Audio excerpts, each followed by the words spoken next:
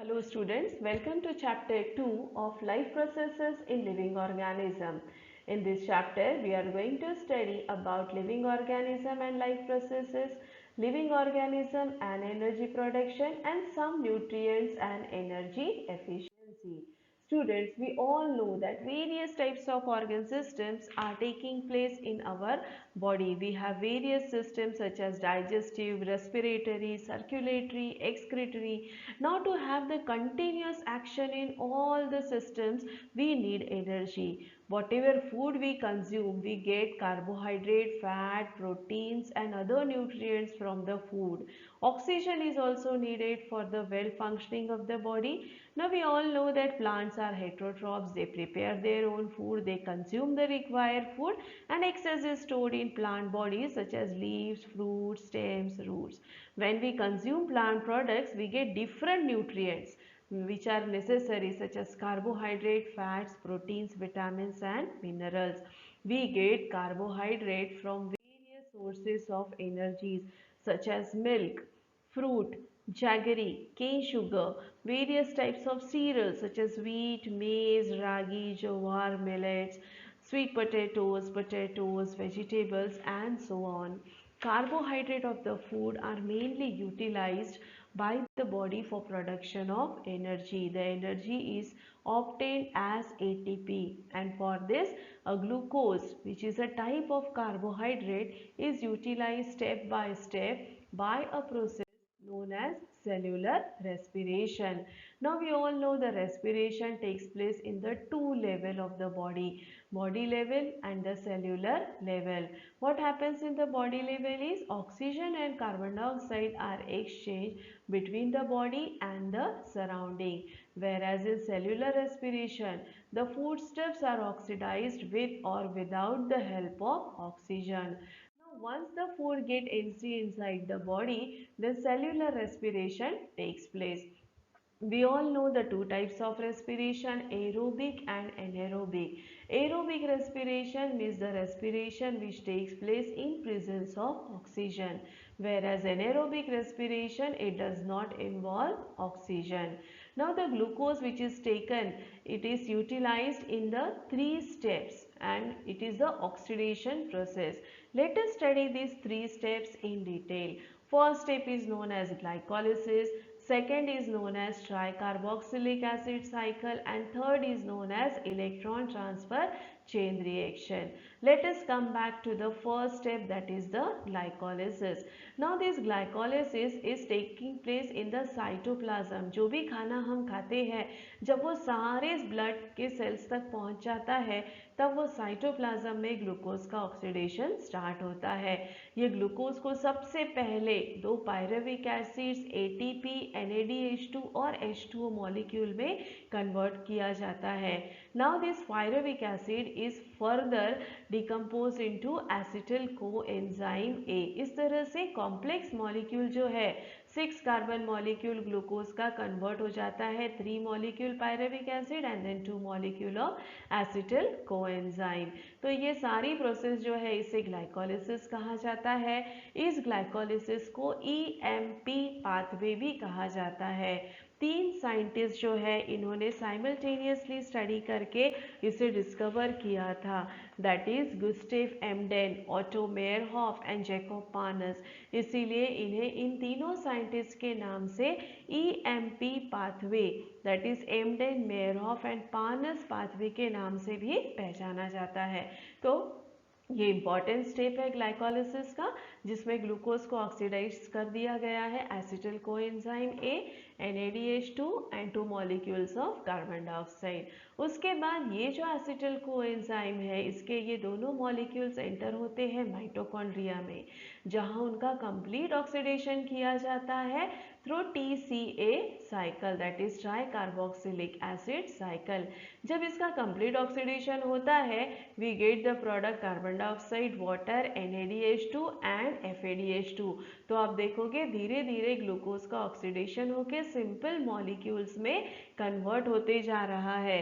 अब यहाँ पर जो NADH2 और FADH2 है इनका फुल फॉर्म है NADH2 stands for nicotinamide adenine dinucleotide and FADH2 stands for flavin adenine dinucleotide. ये दोनों एंजाइम्स होते हैं जो सेल्स में तैयार होते हैं और सेल्यूलर रेस्पिरेशन के लिए हेल्प करते हैं। अब क्या होता है, थर्ड स्टेप में एंटर होता है इलेक्ट्रॉन ट्रांसफर चेन रिएक्शन जो होती है। ये दोनों मॉलिक्यूल्स यहाँ पे एंटर होते हैं। ये भी रिएक्शन माइक्रो ऑर्गेनिज्म में माइटोकॉन्ड्रिया में होती है और यहाँ पे NADH2 molecule gets converted into 3 ATP molecule, whereas FADH2 molecule gets converted into 2 ATP molecule. In this oxidation, 2 molecules of water is also formed. So in this way you can see complete oxidation of the glucose takes place and we get carbon dioxide, water and energy is released. So this is how the aerobic respiration takes place inside the body when we inhale oxygen and when the food is digested in the body.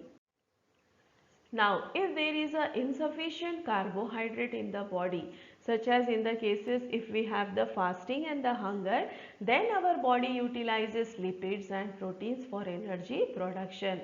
तो सबसे पहले lipids को fatty acids में convert किया जाता है, proteins को amino acids में कन्वर्ट किया जाता है और फिर उनका ऑक्सीडेशन किया जाता है क्रेब्स साइकिल में। अब आपको मैं बता दूं क्रेब्स साइकिल यानी ही क्या, second cycle. Carboxylic acid is also known as Krebs cycle because it was invented or discovered by Sir Hans Krebs in the year 1953 and he got the Nobel Prize for this. So that's why it is known as the Krebs cycle. अब जब lipids और proteins का oxidation होके acetyl coenzyme A तैयार हो जाता है तो क्रेब्स साइकिल में ये एसिटिल कोएंजाइम जो है सेकेंड साइकिल में एंटर होके फिर हमें एनर्जी और फूड का प्रोडक्शन मिलता है। तो इस तरह से कंप्लीट ऑक्सीडेशन हमारा बॉडी के अंदर में होता है। So that's why it is known as cellular respiration. Now here you can observe what happen exactly when the ATP molecule are utilized. So ATP is the adenine triphosphate molecule. अब ये जब ATP molecule होता है use तब ATP ये जो triphosphate bond है एक बॉन्ड ब्रेक हो जाता है जब भी हमें एनर्जी की ज़रूरत होती है and it is converted into ADP adenine. It consist of ribose sugar and 2 phosphoric bonds, phosphate bonds are present. इस तरह से energy is released. So you can see how ATP gets converted into ATP and energy is released.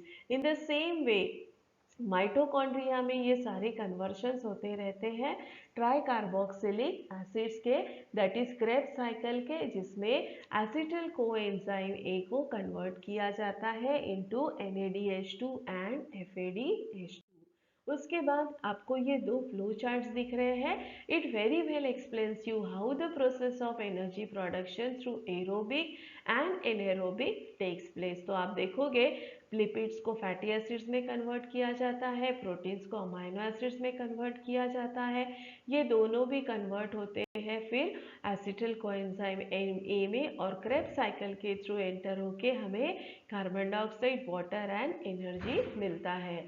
Whereas जब carbohydrate consume किया जाता है तो सबसे पहले ग्लाइकोलिसिस होगा जिससे पायरुविक एसिड तैयार होता है, फिर एसिटिल कोएंजाइम A तैयार होता है और क्रेब्स साइकिल के थ्रू हमें कार्बन डाइऑक्साइड, वाटर और एनर्जी रिलीज होती है। Whereas if we talk about anaerobic respiration, then you can see that glycolysis and fermentation are the two important process. जब glycolysis और fermentation होता है तो अल्कोहल और लैक्टिक एसिड ये दो प्रोडक्ट्स फॉर्म होते हैं। तो जो स्मॉल बैक्टीरियाज होती है तो वो ये फंगीज जो होती है they carry out the fermentation, जैसा हमने लास्ट ईयर इडलीज ढोकलास में देखा हुआ था। और ये जो लैक्टिक एसिड है ये हमारे बॉडी में इरिथ्रोसाइट्स में या मसल सेल्स में डिपॉजिट होता है। तो आप देखोगे एनेरोबिक रेस्पिरेशन होता है तो ग्लूकोज का इनकम्प्लीट ऑक्सीडेशन होता है और less amount of energy is release. जब हम कुछ बहुत ज़्यादा स्पोर्ट्स खेलते हैं या जब हमारी बॉडी बहुत ज़्यादा काम करती है तो हम हांफने लगते हैं, क्योंकि उस समय हमारा ऑक्सीजन लेवल कम हो जाता है, यानी एनर्जी प्रोडक्शन ज़्यादा हो रहा है बट ऑक्सीजन कम हो रहा है। वो कंडीशन में हमारी बॉडी एनेरोबिक रेस्पिरेशन का रोल करती है और ये जो लैक्टिक एसिड फॉर्म हो जाता है ये हमारे पैरों के मसल्स में डिपॉजिट होता है, जिससे हमें क्रैम्प्स भी आते हैं। फिर आप क्या करते हो, जोर जोर से सांस लेते हो और ऑक्सीजन रिक्वायरमेंट कंप्लीट करते हैं, तब जाके हमारे क्रैम्प्स भी जाते हैं और हमारा एरोबिक स्टेट फिर से स्टार्ट हो जाता है। तो ये फ्लो चार्ट हमें दोनों तरह के रेस्पिरेशंस को बहुत अच्छे से बता रहा है, समझा रहा है। Now let us move ahead to the next topic, that is how we get the energy from different food components। हमने कार्बोहाइड्रेट का तो देख लिया है कि किस तरह से एनर्जी तैयार होती है, but we are getting other nutrients also. तो सबसे पहले स्टार्ट करते हैं हम प्रोटीन से।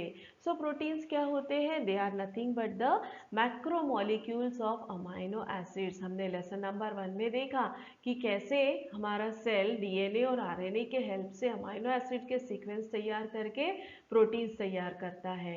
तो जब ये प्रोटीन्स हमारे बॉडी में अंदर जाते हैं, they are first break down into amino acids. अब ये अमाइनो एसिड्स हमारे बॉडी के सेल्स एब्जॉर्ब करते हैं और ये अमाइनो एसिड्स जब बॉडी में जाते हैं तो all the organs and the cells they produce various proteins which are necessary for them. हमारी बॉडी के लिए बहुत सारे रिक्वायरमेंट्स होते हैं अमाइनो एसिड्स के। फॉर एग्जाम्पल स्किन आप देखोगे मेलानिन और केराटिन फॉर्म करता है, तो बोन्स ओशियन तैयार करता है, सेल्स अलग अलग सेल मेम्ब्रेन और एंजाइम्स को लगने वाले अमाइनो एसिड्स या प्रोटीन्स तैयार करता है। पैनक्रियाज जो होते हैं वो इंसुलिन और ट्रिप्सिन नाम के प्रोटीन्स तैयार करता है। तो पिट्यूटरी ग्लैंड्स अलग अलग तरह के हार्मोन सिक्रेट करता है। उसके बाद मसल्स है वो एक्टिन और मायोसिन जैसे फ्लेक्सिबल प्रोटीन्स तैयार करता है जो मूवमेंट में काम आते हैं। Where the blood it prepares the proteins such as haemoglobin and antibodies. तो इस तरह से आप देखोगे जब भी हम प्रोटीन्स खाते हैं उसका ब्रेकडाउन अमाइनो एसिड्स में होके हर ऑर्गन हर ब्लड सेल अपना खुद का रिक्वायरमेंट तैयार करता है। We get 4 kilo calories of energy per gram of protein. जब हम 1 ग्राम प्रोटीन खाते हैं तो हमारी बॉडी 4 किलो कैलोरीज का एनर्जी तैयार करती है। So this is about the proteins. Now next let us see about the lipids. Now lipids, they are nothing but the substances which are formed by the specific bonds between the fatty acids and alcohols। जब हमारी body में ये lipids जाते हैं तब उनका digestion किया जाता है और डाइजेशन होके फिर से वो फैटी एसिड्स में कन्वर्ट हो जाते हैं। ये फैटी एसिड्स हमारी बॉडी यूटिलाइज करती है और अलग अलग बॉडी पार्ट्स में इसके रिक्वायरमेंट्स यूज होते हैं। फॉर एग्जाम्पल जैसे फॉस्फोलिपिड्स जो है they are use for the production of plasma membrane from the fatty acids. जो भी हमारी बॉडी के कवरिंग होते हैं सेल्स के वो सब फॉस्फोलिपिड्स के बने हुए रहते हैं जिसमें लिपिड्स यूटिलाइज किया जाता है। इसी तरह से हमारी बॉडी फैटी एसिड्स यूज़ करती है for the production of hormones. अलग अलग तरह के हार्मोन्स हमारी बॉडी में तैयार होते हैं जैसे कि प्रोजेस्टेरॉन है, एस्ट्रोजन है, टेस्टोस्टेरॉन है, एल्डोस्टेरॉन है। इसके अलावा फैटी एसिड्स हमारे एक्सॉन के कवरिंग जो हमारे नर्व सेल होते हैं उसमें जो एक्सॉन होता है इसके कवरिंग के लिए भी यूटिलाइज किया जाता है। तो you can see how much it is having the use. When we consume 1 gram of lipid then we get 9 kilocalories of energy। इस तरह से हमें लिपिड्स भी बहुत इम्पॉर्टेंट एनर्जी का सपोर्ट देते हैं। Now let us come to the next vitamin or nutrient, that is the vitamins। We all know that vitamins they are the heterogeneous compounds and they are essential for the proper operation of various processes। अलग अलग processes हमारी चलते रहती है और इस तरह से इनके लिए हमारे बॉडी को रिक्वायरमेंट भी बहुत इंपॉर्टेंट होता है। दो टाइप के विटामिन होते हैं, fat soluble vitamin and water soluble vitamin. Vitamin A, D, E and K are known as fat soluble vitamin, whereas vitamin B complex and C are known as water soluble vitamin. तो आप देखोगे कि ये vitamin भी हमारे लिए उतने ही important है अगर हमको हमारे बॉडी में फैट्स या लिपिड स्टोर करने हैं तो हमें फैट सॉल्युबल विटामिन भी लेने होते हैं। Now vitamin such as vitamin B2 that is riboflavin and vitamin B5 that is nicotinamide, they are also necessary for the production of FADH2 and NADH2 by glycolysis and Krebs cycle। तो glycolysis और Krebs cycle में ये FADH2 और NADH2 हमारी body तैयार करती है और उसको यूटिलाइज करती है। इसके बाद आते हैं हम next nutrient that is the water. हमें पता है कि वाटर जो है ये हमारे total functioning of the cell के लिए बहुत इम्पॉर्टेंट है, और अगर हमारी बॉडी में से पानी लॉस हो जाता है तो हमारी बॉडी का फंक्शनिंग डिस्टर्ब हो जाता है। एटले हमारी बॉडी 65 to 70% वाटर का बना हुआ है। इवन हमारे बॉडी के सेल्स अगर हम वे करते हैं तो 70% वे उसका वाटर का होता है। ऑल्सो दी ब्लड, ब्लड के अंदर में बहुत सारे कंटेंट्स होते हैं, उसमें से ब्लड प्लाज्मा जो है इट इज़ 90% वाटर। तो आप देखोगे पानी हमारे लिए बहुत ज़्यादा ज़रूरी है। इसके अलावा we all know various uses of water in our body. So water is to be consumed at the optimum level. It is also one of the important nutrients. Now let us come to the last nutrient that is the fibers. Fibres जो है ये भी बहुत ज़्यादा essential nutrients है। हमारी body fibres तो digest करती नहीं है लेकिन डाइजेशन के लिए हेल्प करती है। It helps for the egestion of the undigested substances. जो भी डाइजेशन प्रोसेस होने के बाद लेफ्ट ओवर फूड रहेगा उसको बॉडी से रिमूव करने में फाइबर्स तैयार कर होते हैं और वो हमको सपोर्ट देते हैं। These fibers we obtain from various types of leafy vegetables, fruits, cereals, etc. So students, आपने देखा कि how these nutrients are important for us and how we get the energy. With this I conclude. Thank you.